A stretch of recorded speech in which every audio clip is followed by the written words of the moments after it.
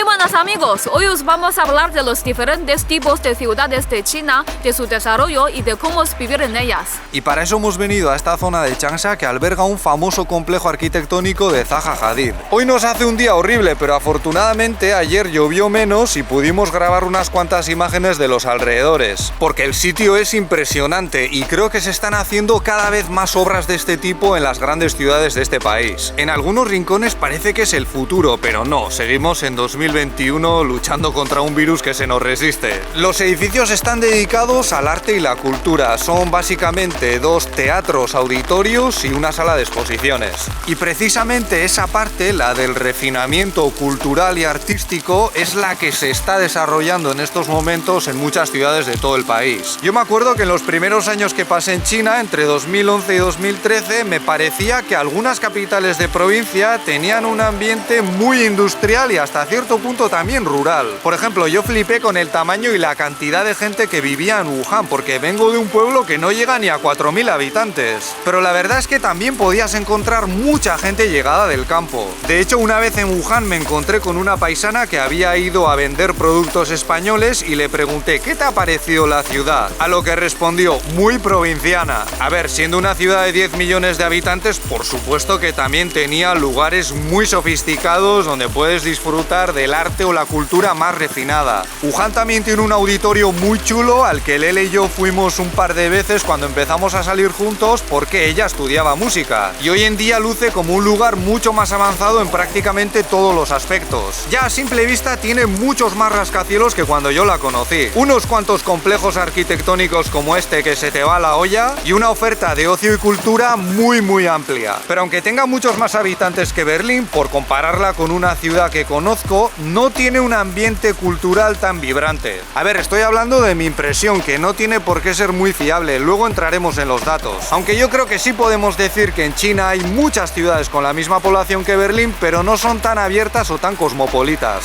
En China, además del número de habitantes, también tenemos otros criterios para clasificar las ciudades por niveles. Por ejemplo, esta ciudad en la que vivimos ahora, Changsha, que es una capital de provincia, está en el nuevo nivel 1. Eso es, hasta hace no mucho había 5 niveles y luego crearon uno más para las urbes que están entre las megaciudades y aquellas de segundo nivel. ¿Y qué aspectos se tienen en cuenta para esta clasificación? Pues por ejemplo, la concentración de recursos comerciales, la infraestructura de la ciudad, entre otras cosas para ver cómo está en cuestión de transporte y tráfico, las actividades que se ofrecen a los residentes urbanos, su variedad de estilos de vida y la plasticidad de la ciudad, es decir, su capacidad de transformarse y hasta cierto punto también su potencial de cara al futuro. O sea, ya veis que en principio en este ranking no entra en juego la población de la ciudad, pero de forma indirecta sí se tiene en cuenta porque, por ejemplo, es muy difícil llegar al nivel de concentración de recursos comerciales requerido con una población de 100.000 habitantes. Es más, la localidad en la que nací yo tiene esa cantidad de población, unos 100.000 habitantes, pero no llega ni al nivel más bajo de esas ciudades. Bueno, Dangyang, que es donde pasamos la cuarentena del coronavirus, a unos 300 kilómetros de Wuhan, es oficialmente una ciudad de nivel de condado, una especie de capital de comarca. Pero tanto ella como su madre y muchos conocidos la ven como un pueblo grande, pero un pueblo a fin de cuentas. Y yo creo que eso también se debe en parte a la influencia que han tenido los criterios que acabamos de comentar sobre la mentalidad de los chinos en general. Porque sí, Dangyang tiene 100.000 habitantes, muchos más que mi pueblo, pero está todavía muy lejos de alcanzar los requisitos que hemos mencionado. Diría que en Vera puedes encontrar cosas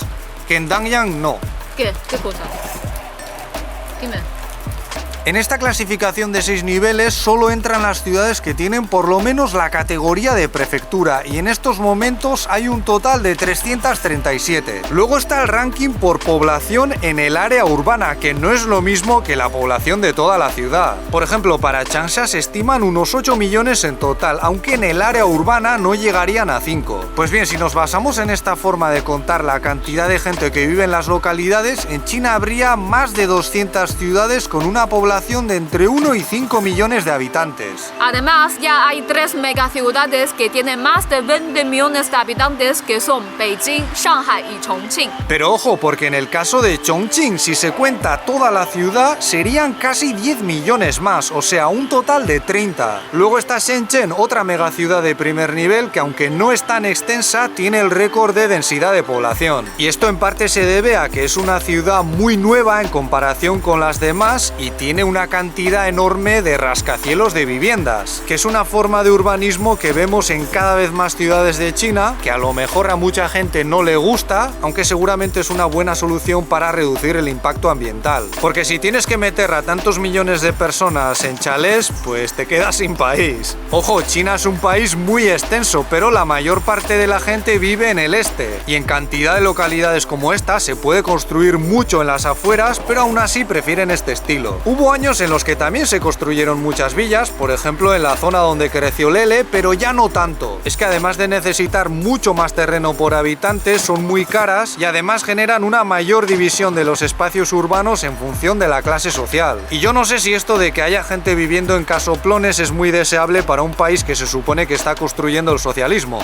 Yo, que vengo de un lugar tan pequeño, a veces tengo problemas para entender estas megaciudades. E incluso gente que ha crecido en capitales europeas me ha dicho más de una vez que para ellos Pekín o Shanghai son otra cosa. Yo, antes de venir a China, la ciudad más grande en la que había vivido fue Berlín, y solo durante 2 meses. Pero entonces era estudiante, estaba todo el día de fiesta y no hacía vida de vecino del barrio. En Wuhan también hice mucha fiesta, pero me pegué allí casi 2 años sin volver a casa. Y me acuerdo que había momentos que iba en el autobús mirando por la ventana y pensando, ¿pero qué es esto? ¿Cómo se organiza a tanta gente? ¿Cómo es que no se sume todo en el caos? Aquí, a la hora de desarrollar las ciudades, se ha dado muchísima importancia a la construcción de infraestructura. En China tenemos un dicho que es Yao zhi fu, xian xiu lu, que significa si quieres prosperar, antes hay que construir carreteras. Aquí se han gastado cantidades ingentes de dinero en construir vías de circulación, líneas de metro y trenes de alta velocidad entre diferentes ciudades. A nosotros nos tocó aguantar la construcción del metro en los 2 primeros años que convivimos en Wuhan, y en los 2 años siguientes vimos cómo levantaron un anillo de circulación en la ciudad de Changchun, en el noreste. Fueron 4 años en los que tragamos mucho polvo, pero seguramente ahora esas 2 ciudades están bastante mejor, serán bastante más cómodas para vivir.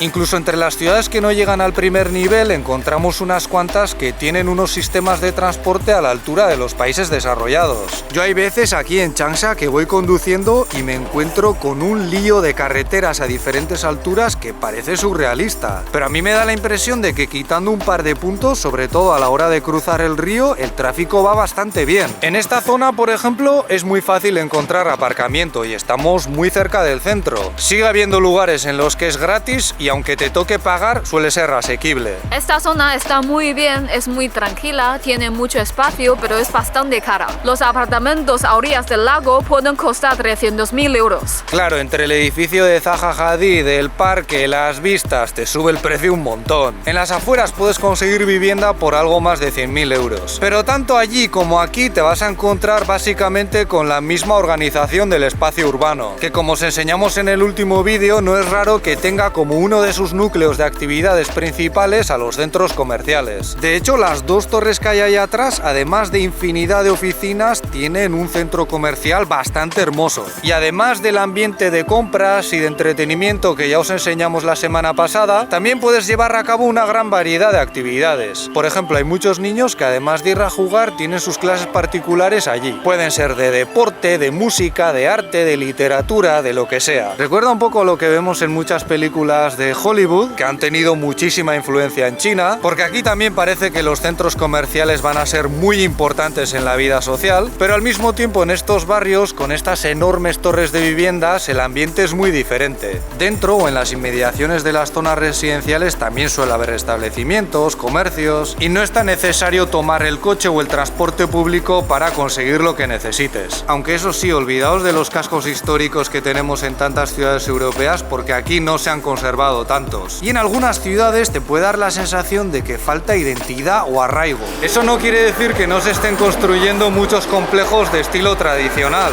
pero de ahí a imaginarte viviendo en una casa antigua, aquí en Changsha, por ejemplo, pues como que no. Es que en China muchos edificios restaurantes tradicionales estaban hechos de madera, de adobe y a veces también de una especie de ladrillos que quizás no aguantaban demasiado bien el paso del tiempo. Y encima luego vino más de un siglo de guerras y, para colmo, la revolución cultural, que tampoco ayudó precisamente. Por ejemplo, Changsha sufrió un incendio en 1938 y perdió su parte antigua. Hay cada vez más proyectos de construcción inspirados en otros tiempos, pero a lo mejor para los más puristas no es lo mismo. Nosotros ayer cenamos en un restaurante de la famosa marca Haidilao, que ya funciona en otros países. Están especializados en huoguo, olla caliente, y lo hacen muy bien, pero esto no es publicidad. Yo creo que este restaurante hasta cierto punto también refleja las transformaciones por las que está pasando este país cada vez más urbano, aunque todavía queda alrededor de un 40% de población rural. Porque esta especialidad, la del huoguo o hot pot, es muy rústica. Es algo que muchos chinos definirían con el término tu, que podemos traducir literalmente como tierra de campo. Entonces esta cadena de restaurantes ha tomado esa idea en principio simple de sentarse en torno a una olla para cocinar y comer, pero lo hace de forma racional, apoyándose en la ciencia y la tecnología para atender a una gran cantidad de comensales. Estos locales solo cierran 2 horas al día, como las grandes ciudades que nunca duermen. Intentan tenerlo todo bien organizado y cerca de los clientes para que cuando vayan a por la comida no se tengan que desplazar demasiado y no haya accidentes. Y cuidan mucho de la limpieza porque ya sabemos que cuando hay tanta gente junta a veces surgen cosas inesperadas. Y por si todo esto suena un poco frío o impersonal, añaden algo de entretenimiento con características locales para que la gente no se aburra o no se deprima. ¿Que todo esto sería más auténtico en una granja en el campo? Pues claro, pero no veáis lo a gusto que nos quedamos Lele y yo. ¿Eso quiere decir que vamos a abandonar nuestros planes de vivir en una zona algo más rural? Pues no, pero nos estamos haciendo a vivir en una gran ciudad. Changsha se hace querer. Eso es todo por nuestra parte. Si este vídeo os ha parecido interesante, podéis darle un me gusta, suscribiros o darnos con Patreon, donde tenéis más contenido como directos y mis clases de mandarín. Muchas gracias por vuestra atención y hasta la próxima. ¡Hasta luego!